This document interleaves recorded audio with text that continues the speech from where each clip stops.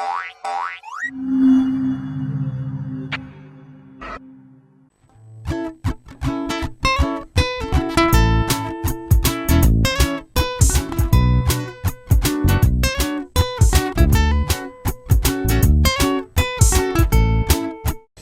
anak-anak, hari ini kita akan mempelajari pelajaran Bahasa Indonesia bab 505 pelajaran 4.1 yang berjudul Menulis Dialog.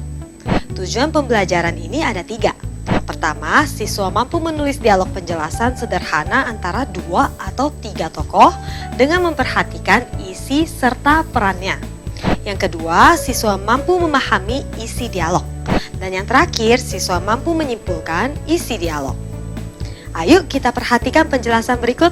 Dialog adalah percakapan antara 2 orang atau lebih dengan topik tertentu. Terdapat beberapa langkah dalam menulis dialog, antara lain menentukan tema dialog. Yang kedua, mencari informasi sekitar tema atau topik percakapan. Sumber informasi bisa didapatkan dari buku, koran, atau majalah. Yang ketiga, menentukan jumlah orang yang terlibat dalam percakapan. Keempat, mengembangkan tema atau topik yang dipilih menjadi kalimat. Dan langkah terakhir adalah menyusun teks percakapan dengan menggunakan ejaan yang tepat. Kalimat-kalimat yang kita gunakan dalam dialog haruslah bersifat saling menanggapi. Kita dapat menggunakan kata tanya apa, siapa, bagaimana, atau di mana dalam percakapan. Dalam mempraktekkan penulisan dialog, perhatikanlah perumusan dialog berikut. Yang pertama, judul ditulis di bagian tengah dengan huruf kapital. Kedua, penulisan nama tokoh diawali huruf besar. Ketiga, setelah nama pelaku atau penutur digunakan tanda baca titik 2. Yang keempat, huruf awal kalimat ditulis dengan huruf kapital, diakhiri tanda baca. Tanda baca titik untuk mengakhiri kalimat berita, tanda tanya untuk mengakhiri kalimat tanya, tanda seru untuk mengakhiri kalimat perintah atau seruan. Ayo kita lihat contoh percakapan berikut. Menulis dialog. Tema dialog kita tentukan iptek. Tokoh, guru, dan 2 murid yang bernama Sandra dan Vito. Sinopsisnya, murid menanyakan guru tentang iptek. Adegan atau setting di sekolah di ruangan kelas. Sandra bertanya, "Bu, apa yang dimaksud dengan iptek?" Ibu guru menjawab, "Iptek adalah singkatan dari ilmu pengetahuan dan teknologi, yaitu tempat di mana banyak terdapat informasi yang dapat meningkatkan pengetahuan ataupun wawasan seseorang atau kelompok di bidang teknologi." Vito bertanya, "Bagaimana sifat iptek itu, Bu?" Ibu guru menjawab, "Sifat sangat cepat berkembang dan peka terhadap perubahan." Kemudian Sandra mengajukan pertanyaan, "Kata ilmu itu sendiri apakah mempunyai arti khusus?"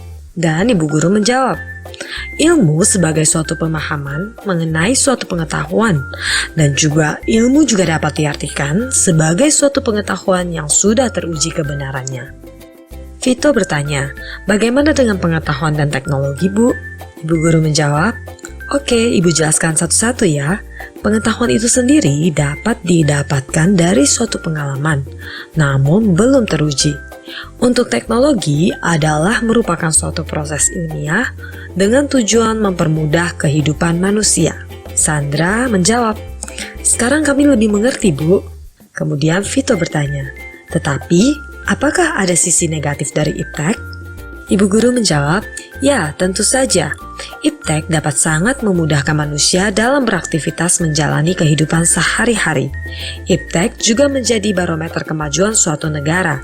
Contohnya, suatu negara dapat disebut dengan sebutan negara yang terdepan dikarenakan kemajuan teknologi negara tersebut. Tetapi iptek ini mempunyai sisi negatif.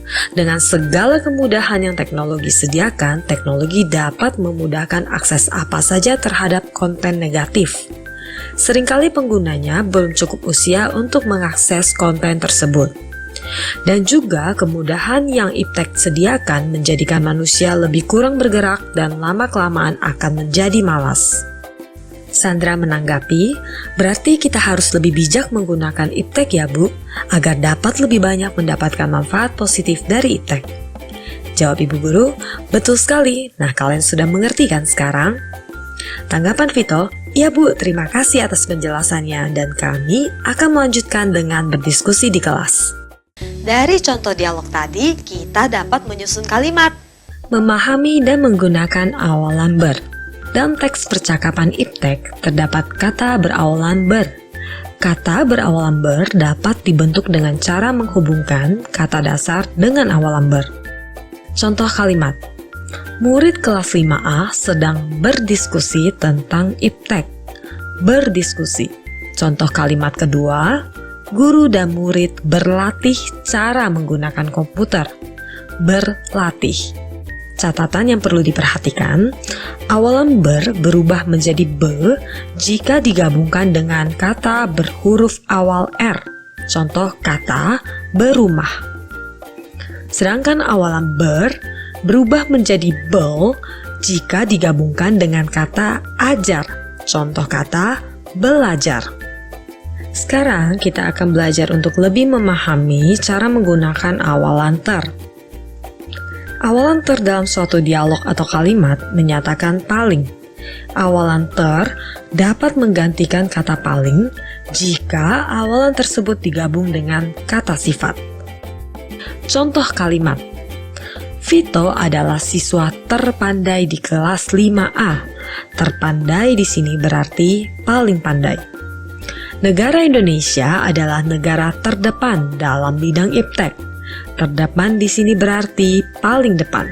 Nah, sekarang waktunya bagi kamu untuk mengerjakan latihan yang terdapat di dalam buku kegiatan 4.1 yang berjudul menulis dialog. Selamat bekerja!